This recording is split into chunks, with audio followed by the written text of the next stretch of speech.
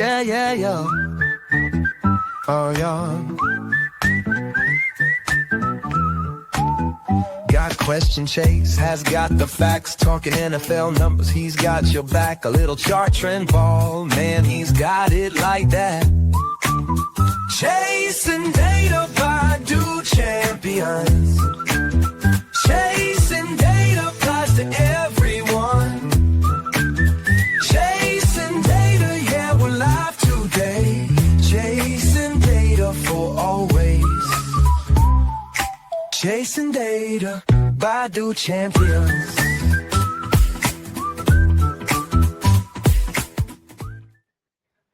What's up, everybody, and welcome to another episode of Chasing Data. If you're new to this is all analytics based. More ones and zeros than X's and O's. Moves the show this week. We have been going on Fridays, but I want to get it out on Tuesday so we can talk more about what's going on this week and what we can expect from week 5, and maybe have more discussion and a little bit more fresher on our minds about what happened in week 4. Luis is on, if you go search Do Champions on X, YouTube, anything like that. Like I said, it's just a few extra graphics just discussing about, you'll see what I'm discussing. But yeah, let's get straight into it. Changed up the format a little bit this week, where we're just going through a few less things, but in more detail. So first off, we'll go straight to the power rankings. Like, we don't need to discuss much of what happened on Monday Night Football. Two not so great teams, and then not so great game in game 2. But power rankings for week 5. We have not much movement at the top, but we'll start at the bottom. We'll start at 32 and work our way up. Tennessee, God, they look terrible. We're going to talk about them more in a moment.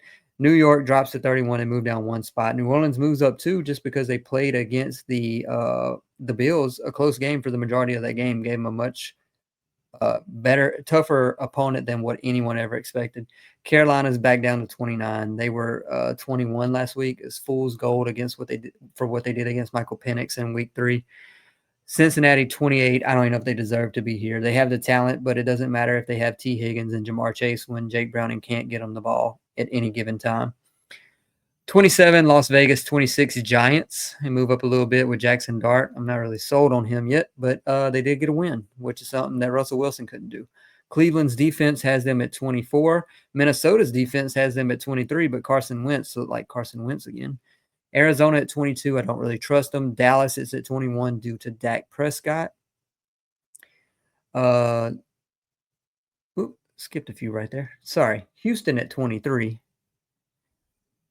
I mean, they won against the likes of the Tennessee Titans, who were the worst team in the NFL. So, I mean, it doesn't really I know they blew them out, but it doesn't really tell me much. Chicago 22. They beat a bad team in Las Vegas. Dallas 21. Minnesota 20. New England 19. Drake May could really push them a good game against the Bills this week, and they could be in the top half of the league. Cho, appreciate the follow. Mason or Benson? Benson this week, just because they play the Titans. Baltimore drops from 6 all the way to 18. As a Ravens fan, it truly hurts to have them that low. But, I mean, without Lamar, without the majority of the defense, they are terrible. Pittsburgh at 17. Arizona 16 stays the same.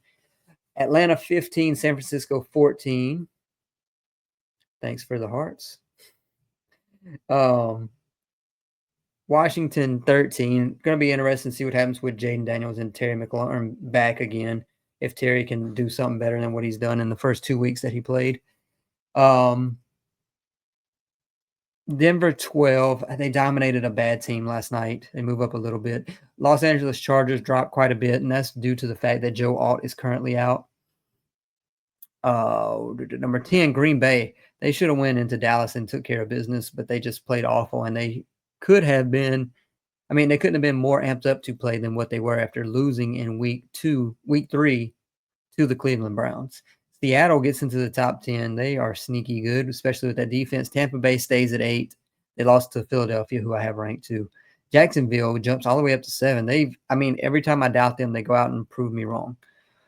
They're at 7, Indy at 6. They move up one spot, even though they lost. But I mean, they played Los Angeles, who I have ranked 4th, and lost just at the end. Kansas City is up to 5, and they don't even have a Rashee Rice yet. They're 2-2, and they're looking as good as pretty much anyone. Los Angeles Rams at 4. Top 3 stays the same with Detroit, Philadelphia, Buffalo. Any of those 3 teams could win the Super Bowl, and I would not be surprised at this moment in time. So that is my power rankings. Going forward, we're just going to get straight into the games for this week and discuss games one at a time. We'll start with the Thursday night football game. I'll try to answer some of the questions as we go through. Henry or Waller for this week? I mean, Darren Waller, for him to come back after 2 weeks. I mean, after almost a year and a half. Christian, appreciate the bouquet. My goodness. Darren Waller, after being out for a year and a half, I would have expected him to play more around like 15 snaps. But he did much more than that, having 2 touchdowns. I know it's against the New York Jets, who have one of the worst defenses as far as coverage EPA goes in the NFL. But for him to go out and get 2 touchdowns against anyone was simply surprising. But okay, enough about that. Game 1, Thursday night football. I mean, it's still going to be a good game. It's not as good as we were going to get with Brock Purdy, but I mean, Mac Jones. All right, so the Niners are taking on the Rams in LA. The Rams are 5.5-point favorites right now.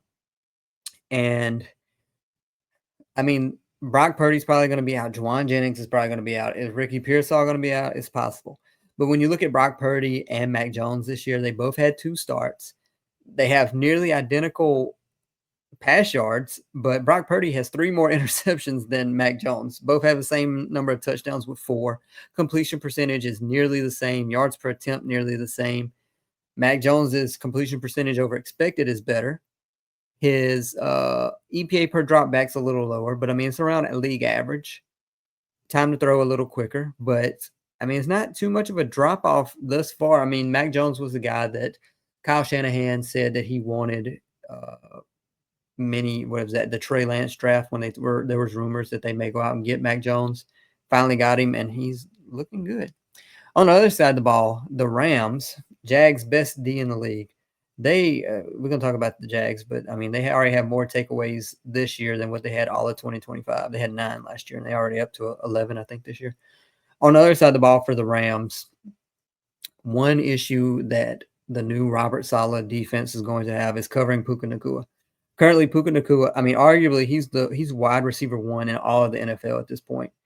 He just dominates no matter who the opponent is. He's number 1 in receiving yards, about almost 100 yards. He's number 6 in catch rate. He's number 6 in catch rate over expected with a positive 14% over expected. He has 36, almost 37 receiving expected points added, EPA. And the difference from him to number 3, and number 3 is Amon-Ra St. Brown. The difference in receiving EPA between Puka Nacua and Amon-Ra St. Brown is the same from Amon-Ra St. Brown to number 43. So 1 to 3, Puka to Amon-Ra, and then Amon-Ra down 40 spots is the same difference. So Puka Nacua is light years ahead of everyone else at this point in the season. Like, he is just playing out of his mind. And then they have Devontae Adams lined up beside him. It is absolutely ridiculous. I mean, that game is 5.5 points. I don't see a way that San Francisco wins that game. I would be surprised, honestly. I would be rather surprised. Scat and Rashee for K9 and Pollard. Oh, no, Scattaboo and Rashee Rice, especially if you're not like 1-3 or 0-4. Game number 2, early game again. Minnesota stays in Europe, and they are 4.5-point favorites against Cleveland. This is going to be a matchup of the defenses for sure. We have the blitz-heavy defense in Minnesota, and we also have one of the best, if not the best, run defense in the NFL with the Cleveland Browns. They were best in like yards before contact per attempt. They were 3rd in like rush EPA. Appreciate the potato. And I do think, I mean, we saw what happened to Carson Wentz when he was under pressure. Like, I mean, he did have some costly mistakes at times, but Cleveland can and will get after Carson Wentz this week. when you look at his numbers this season, he's played in 2 games now, Carson Wentz. And when he's not pressured, he has a positive 15 EPA. When he's under pressure, he has a minus 10 EPA. His EPA per dropback goes from positive 0.30 to negative 0.38. It's just absolute. I mean, everybody goes down. We all know that. But Cleveland, like I said, they are like, I think, sixth in quarterback pressure rate. They have the fourth highest sack percentage. I mean, I just don't know how are they gonna compete. I mean, how is Carson Wentz gonna be able to do anything against this defense? But it's gonna be interesting. Think I may take Cleveland plus 4.5 in this game. I mean, the worst thing is at least Carson Wentz can get Justin Jefferson going in this game, but at what cost? Because I mean, we're going to have the ball being pushed down the field, but we're also going to have turnovers, which you can't say much different for the likes of JJ McCarthy. Justin Jefferson, I mean, he had a slower first 3 games, and it hasn't been. I mean, last game was much better, 10 for 126. But I mean, his games before that, he's had 4, 3, and 5 receptions, 44, 81, 75 yards. I mean, not the best start to his season. But part of that was due to JJ McCarthy. Should I start Etienne or Montgomery? Etienne's going up against the Chiefs. Monty is going up against why am I drawing a blank right now? The Bengals. I think we go Monty. I don't know. Etienne, I mean, he has just been playing out of his mind. He's had like the best career year. He already has more rush yards over expected than what he had in all of 2024. John, appreciate the follow. Trade Devontae for Ladd and Jordan Mason. I don't think so. Ladd is underperforming. We're going to talk about him more whenever I get to the Chargers game. It's one of the late games in week 5. But Jordan Mason had the fumble last week against the Steelers, who are known for just near fumble, I should say. Fumble, but not a lost fumble. Devontae's just playing out of his mind. Between he and Matthew Stafford and Puka Nacua, they are absolutely ridiculous right now. All right, next game on the slate, New York Giants versus the New Orleans Saints. This is going to be a barn burner. The Giants are favored 1.5 against the Saints in New Orleans. I said earlier, Spencer Rattler, if he loses this game, I think that may be it for him, even though he's been playing relatively well when we look at his numbers. What has he done this year? Bring it up real quick. He is 0-10 in all his starts. His first 10 starts. He is the 5th quarterback ever to go 0-10 in their first 10 games. The only one that ever came out of that group that did well was Derek Carr. All the rest of them were absolute no ones that you more than likely never heard of.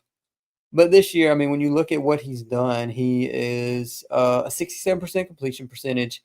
He has negative EPA, negative 16, minus 0.1 EPA per dropback, which, I mean, it's probably like 20th, 22nd in the NFL right now. I mean, offensive line is not the best in New Orleans. His pressure rate's 34%, which is around league average. But like I said, I think they give him one more game. If he loses to the Giants, then that's it. I think we get to Tyler Shuck and see what happens with him. On the other side of the ball, Jackson Dart, I mean, people were so high on him. And I mean, the vibes are immaculate in New York right now. They are playing out of their mind. Not out of their mind. They are playing with a new level of urgency, which, I mean, if you get any mobile quarterback in the NFL, a rookie that can come in and make the highlight play, it just makes the emotions run much higher in the locker room in a good way. I don't think he looked the best. I mean, he didn't turn the ball over, which is a good thing, especially for a rookie. But, I mean, he was 13 for 20, 111 yards, 1 touchdown. And like I said, no turnovers. 5.6 yards per attempt, which is really, really low. That would be like league worst for 2024.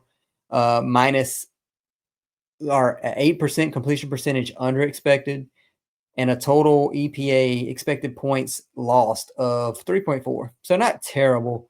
It was against the Chargers defense, so I give him a little bit of a pass because they have one of the best defenses, especially with Jesse Minter as their defensive coordinator. But we'll see what happens this week against the Saints. This is going to be as easy as it gets for him because I think the next 3 weeks for the Giants is Eagles, Broncos, Eagles, Broncos, Eagles. So with that said, like I don't know how much he is going to improve after this week. This is going to be his chance to do better. Hold up one second. I think the Saints, the way that they can win this game is the fact that they will pressure. There's a 17-point differential in EPA whenever Jackson Dart is under pressure.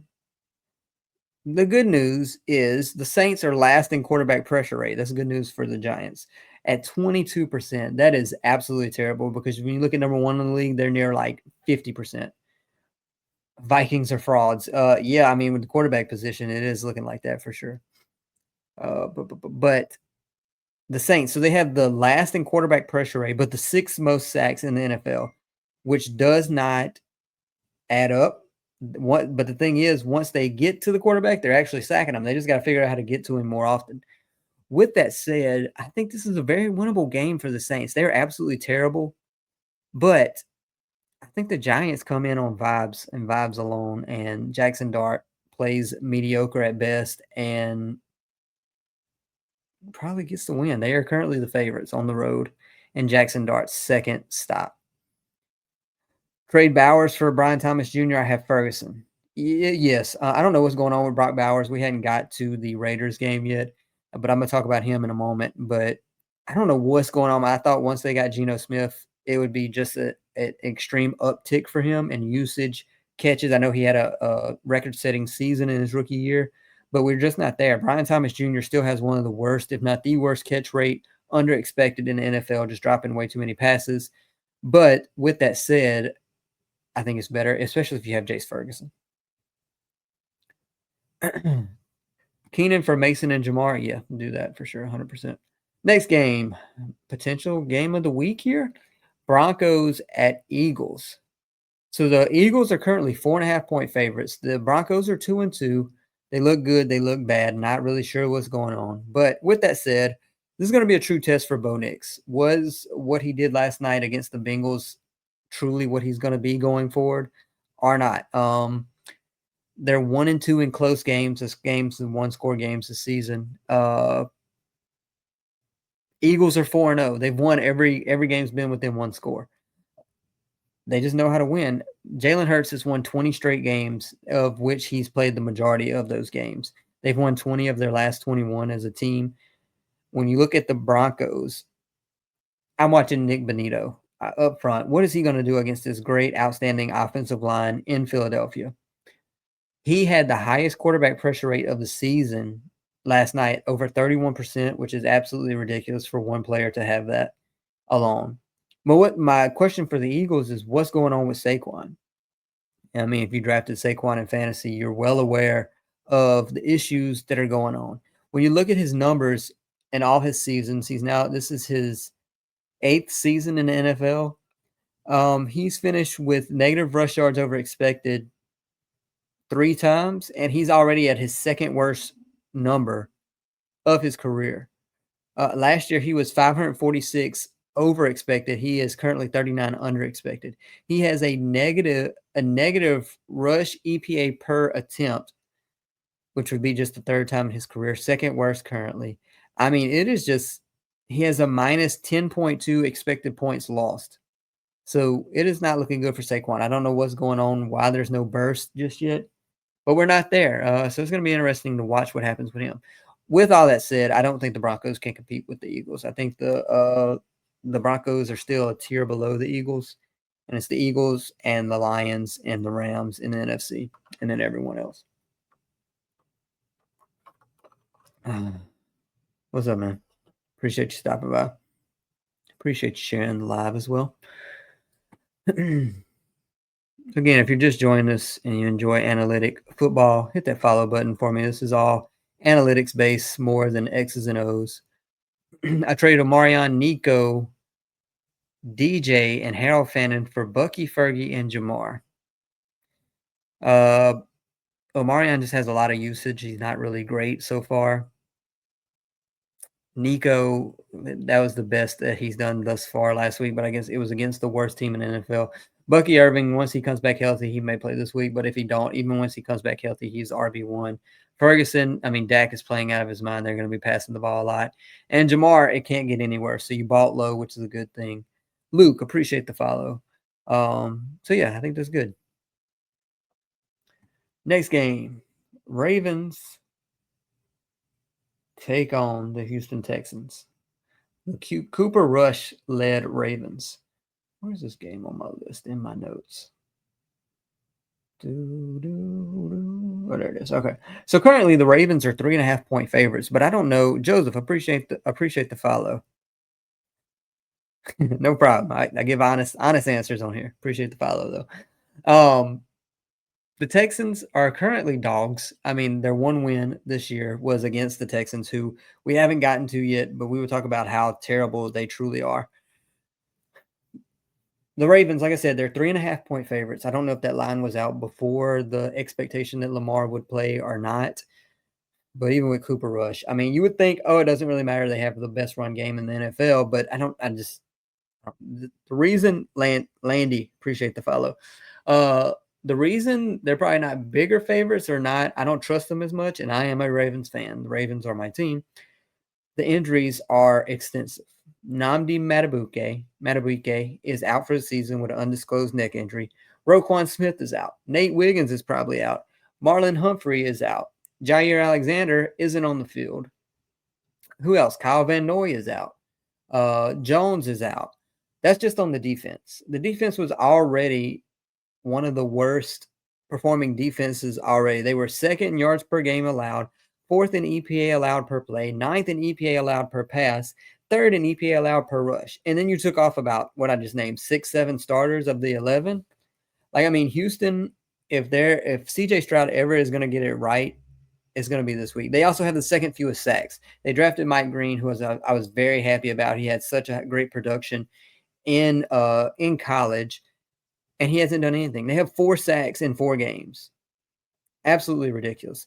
I honestly may take, even though I'm a Ravens fan, I may take Houston straight up. Not even the spread of plus 3.5. I may take them straight up in this game.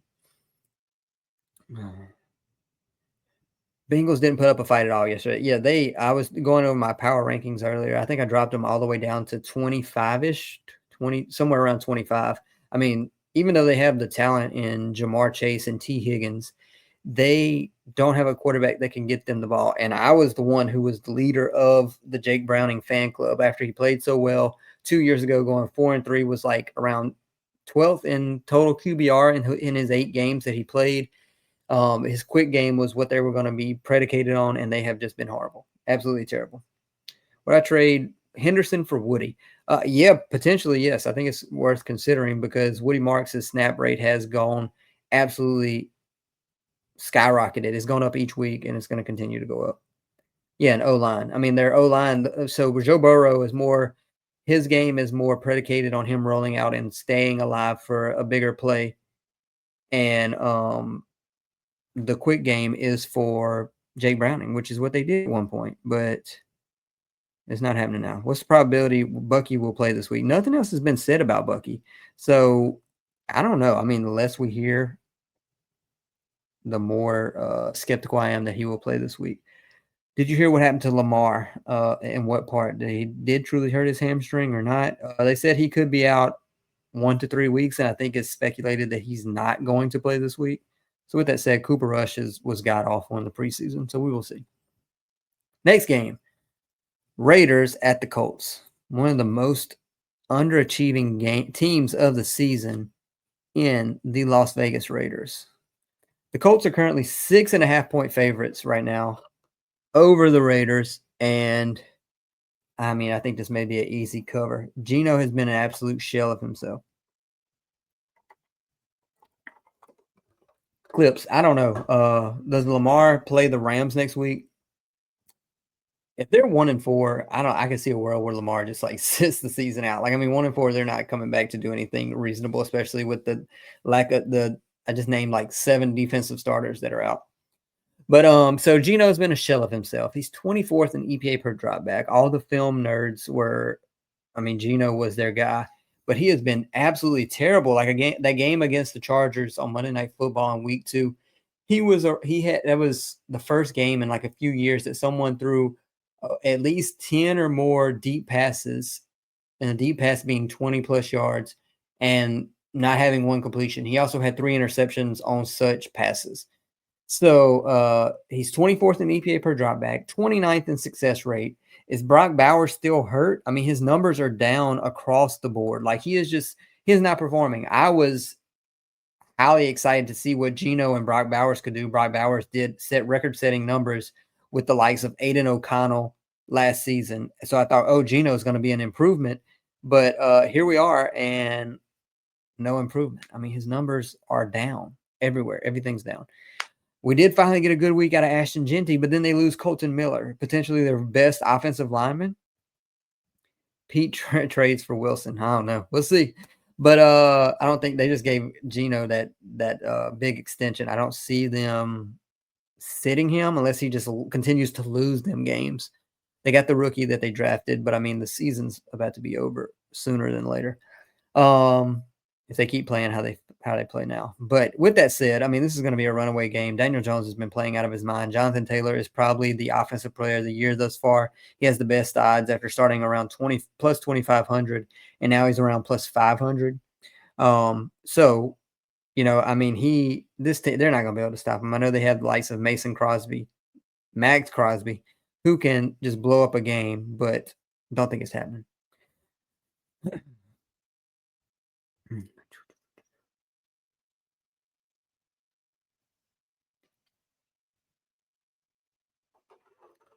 Cardinals are Super Bowl contenders.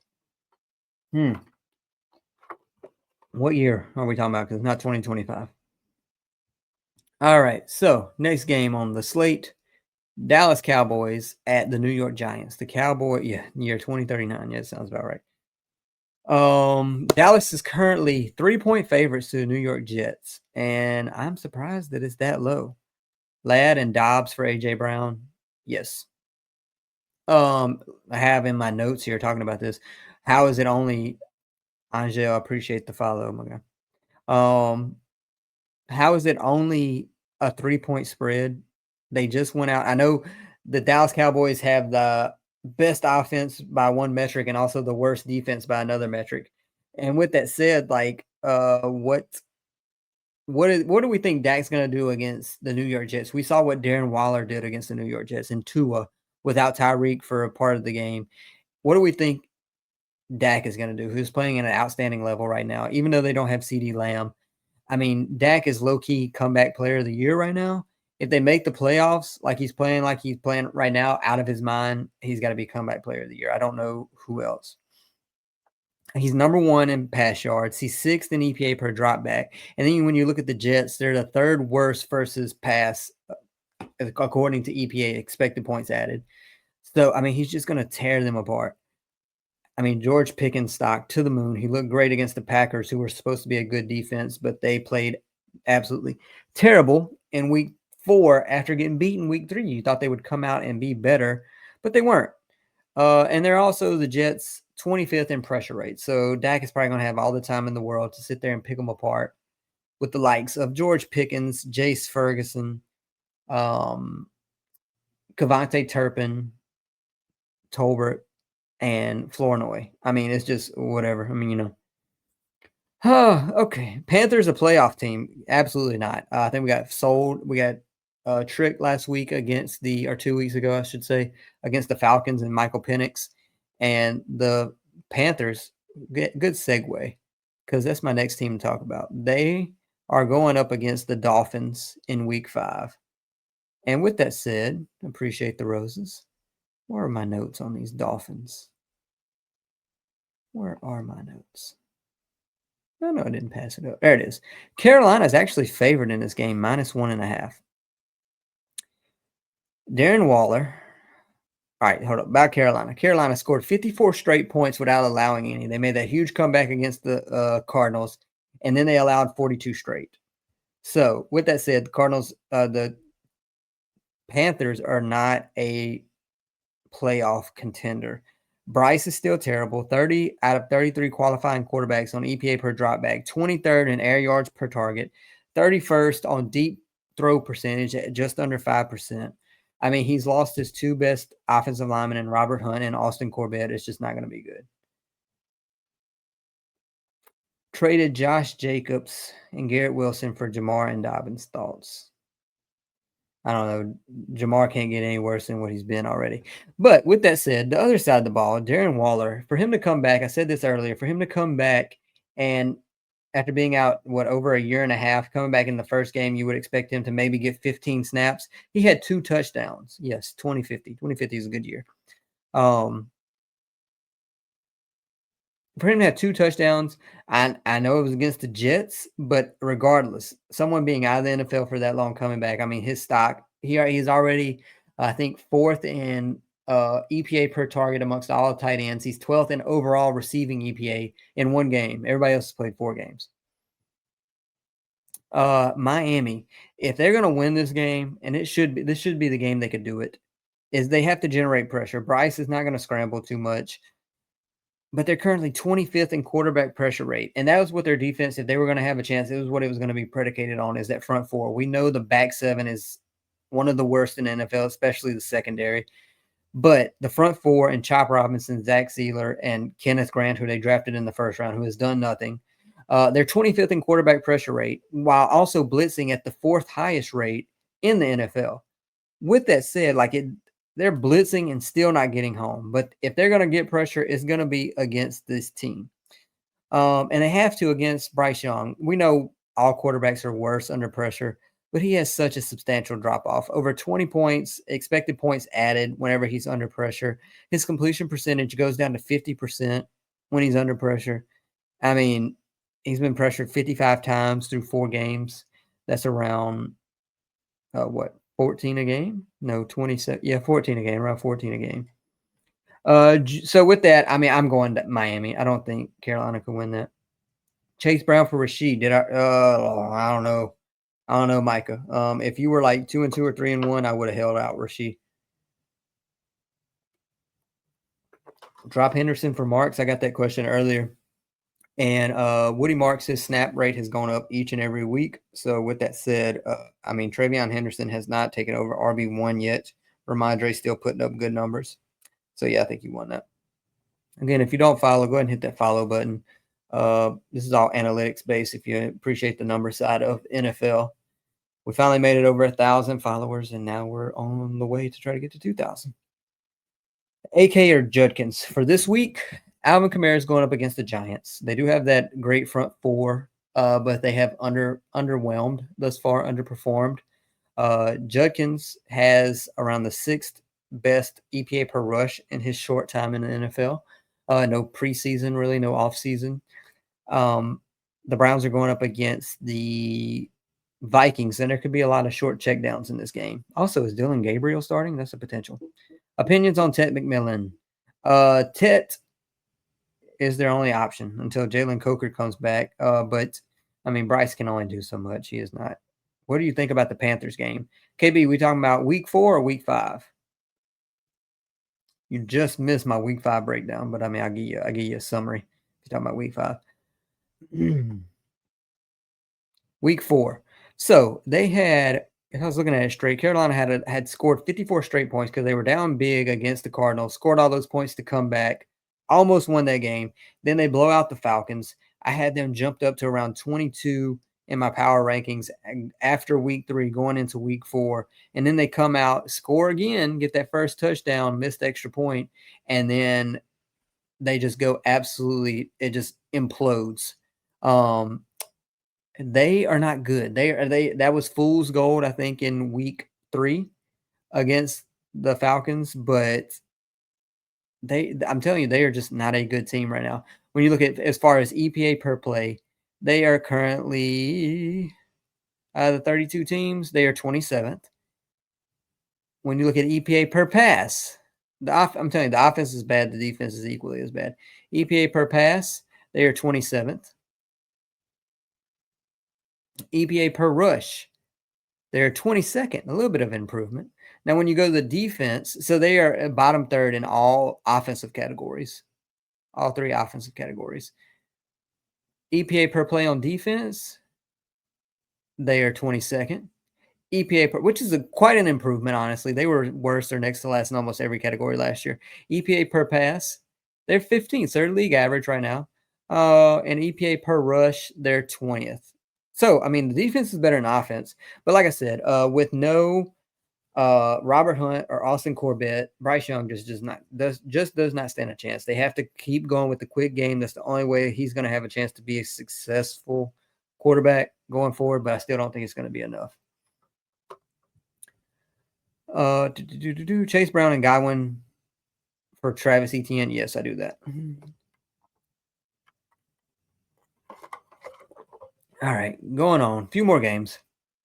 Tampa Bay at Seattle. If Philly, Denver is not the game of the week, this one probably is. Where's my notes on this? All right, Bucks. Oh, wait, no. Yeah, Tampa Bay at Seattle. Seattle's currently 3-point favorites. Seattle is a very sneaky team in the NFC. The summary for this game is that Sam Darnold is first in turnover-worthy plays, his rate of turnover-worthy plays, lowest in the NFL, while Baker is on the complete opposite end of the spectrum. He is absolute highest number. That finally caught up to him, especially late in the game. He threw that interception to Jihad Campbell in the end zone. But they had the Tampa Bay Bucks in their first 3 weeks. They were 3-0, but they had the worst net success rate that I saw out of any team. Not out of any team that won, out of any team, any games. So it was almost fool's gold with the way they were winning games. They were close games. Were they truly 3-0? Yes, but were they a 3-0 team? I don't know. They were probably more 2-1. They'll still be fine. They probably still win the NFC South, but can they win this game against Seattle? This defense is absolutely crazy. Baker does not have his full regimen of a offensive line group right now, and this front four in Seattle they have like the 4th highest pressure rate while blitzing at like the 6th lowest rate in the NFL. The secondary with the likes of Josh Jobe and Kendrick coming along. Wari is supposed to be back this week or could be back this week. I mean, you think the Saints making the playoffs? The Saints maybe in around 2032. Not anytime sooner. No. So I think I lean Seattle there. The Bucks may lose 2 in a row after starting 3-0, but it's where we live in. Next game, Detroit at Cincinnati. The Cincinnati Bengals are now a double-digit dog against the Detroit Lions. Detroit is -10 right now. Cincinnati, let's talk about how bad they are. Cincinnati and the run game. Cincinnati has 200 rush yards. 24 players have more than 200 rush yards on the season. 2 explosive runs. That's a run of 10 or more yards. They have 2 on the entire season. 69 players have at least 2 or more explosive plays. There is no way on God's green earth that Jake Browning, based on the last 2 weeks that we saw, is going to put up anywhere near the number of points that the Detroit Lions will put up in this game. It is going to be a blowout, and it's not going to be anything close. Thank you for the roses. Appreciate the roses. Ooh, 20 roses. Appreciate that. Is Jamar for Jalen Waddle a good trade? Yes. Jalen Waddle is going to be wide receiver 1. This is going to be his opportunity to show that he could be wide receiver 1 in an offense with no Tyreek Hill for the rest of the season. And Jamar, I was really expecting the Bengals and Jake Browning to really light it up with the quick game. That's what he did 2 years ago when he went 4-3 in his 7 starts when Joe Burrow was out. But they have no run game, so that then hurts the quick game, which also hurts Jamar Chase and T. Higgins. I have them ranked like 25th in my power rankings for this week. They have great – no cap. Appreciate the cap. They have great talent on the outside, but they don't have a quarterback that can get it to them at this point. Evan, should I do George Pickens for Jamar Chase? I mean, honestly, you have CD. Yeah, let's go for it. Yeah, you have London that can hold it down until CD comes back. So, yeah, Detroit runs away with this game. This is not going to be close. There's no way Jake Browning scores with the Detroit Lions. 3 more games. Washington at the Los Angeles Chargers, one of the 4 evening games this week. What maybe the craziest stat of the season is the fact that Greg Roman and the Chargers are number 4 in pass rate in the NFL. Ooh wee. Let me get that hat. Let me get that cap, that hat and mustache. Appreciate that. They are 4th. Greg Roman has never finished outside the bottom 8. Jose, appreciate it. I'm gonna get to your question in just a second. Greg Roman has not finished outside the bottom 8 in pass rate for any season besides the season that Lamar won MVP when he was in Baltimore. They're currently number 4 in pass rate, the 4th highest pass rate. Part of that is due to the fact that Najee Harris is out potentially, the emergence of Quentin Johnston, and the lack of production from Omarion Hampton. They're 17th in EPA per pass. They kind of dropped off in the last 2 weeks. Let me get to Jose before I forget. Chase Brown, Odunze for Jordan Mason and Brian Thomas Jr. Yes, I think Aaron Jones probably is never going to take over that running back room again, even once he comes back. And Brian Thomas Jr. is worth way more than what Chase Brown will ever be. The Bengals have 200 rush yards as a team. 24 players have at least that. They only have 2 explosive runs, which is a run over 10 yards. So, yeah, Chase Brown's got to go. Should the Panthers move on from Bryce Young? If they finish the season with 5 or fewer wins, yes. I mean, I know quarterback wins is not a stat, but we just looked at their offense, and their offense is like bottom 5 in all categories, but their defense is around 20th. So the defense has improved a good bit. Jose, I appreciate the follow. But yeah. So Bijan for Gibbs and Worthy. Yes, you get 2 very good players. Gibbs is equivalent to Bijan in my opinion. But on the other side of this ball game with the Washington Commanders, what's going on with Terry McLaurin? He's played in 3 games. He has 150 yards, just 10 receptions. I mean, that was a potential one game stat line for him in 2024. His receiving EPA is 2nd worst of his career right now.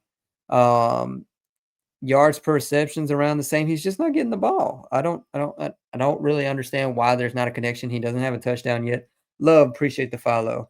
Thoughts on Jameson Williams and David Montgomery in fantasy or real life? Are we talking about comparing them? Raiders Super Bowl contenders in 2 decades from now.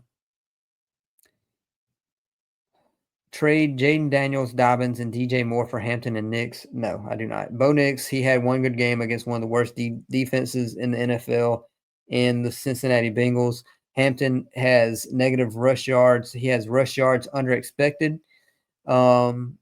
So, no, I do not make that trade. Jaden Daniels is going to be okay. He won't be as good as he was last year. J.K. Dobbins is still relevant in that backfield, and DJ Moore could get traded.